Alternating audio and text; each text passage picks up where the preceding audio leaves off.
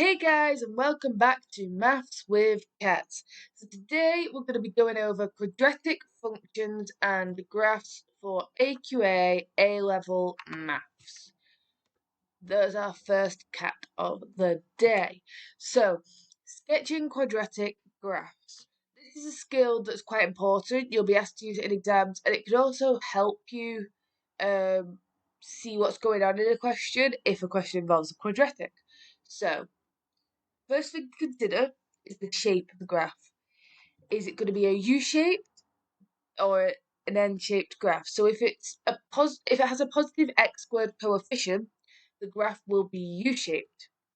If the x squared coefficient is negative, the graph will be N-shaped. The next thing you have to consider is the intercepts.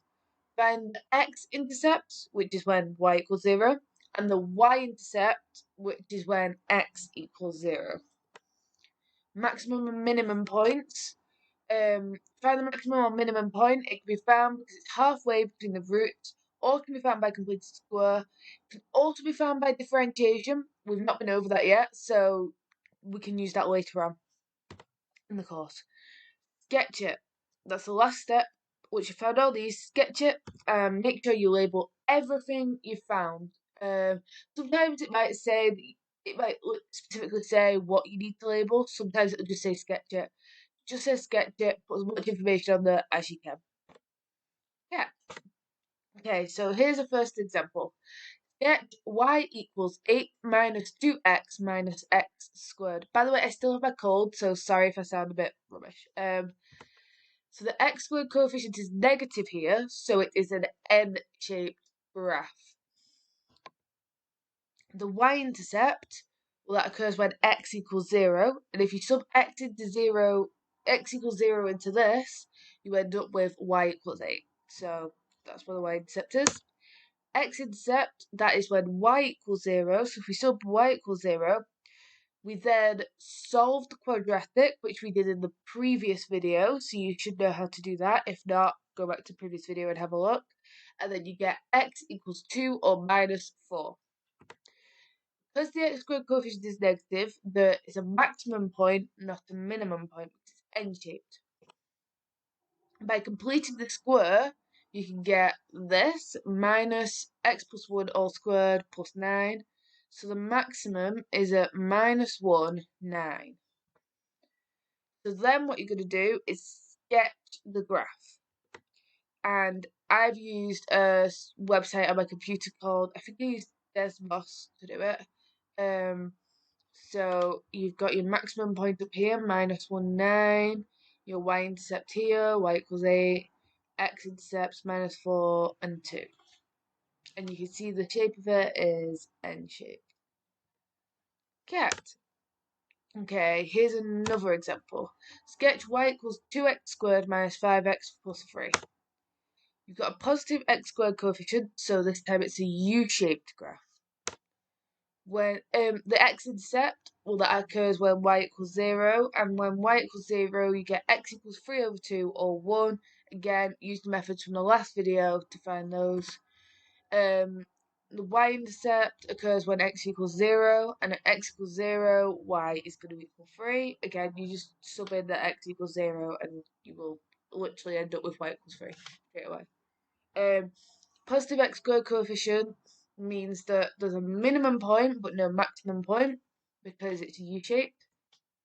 And completing the square gives that y equals 2 lots of x minus 5 over 4 all squared, minus 1/8. Sorry, my battery's really low on my PC, that just come up. So the minimum is at 5 over 4 minus 1/8. We've gone over how to use completing the square to find that in a video quite a while back now, I feel like.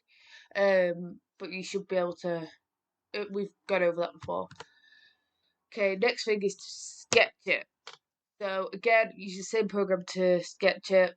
You can see it's the U-shaped graph. You can see the y-intercept, you can see the x-intercepts, and you can see the minimum. Cat. Okay, here's another example. Sketch f of x equals 3x squared minus 6x minus 7.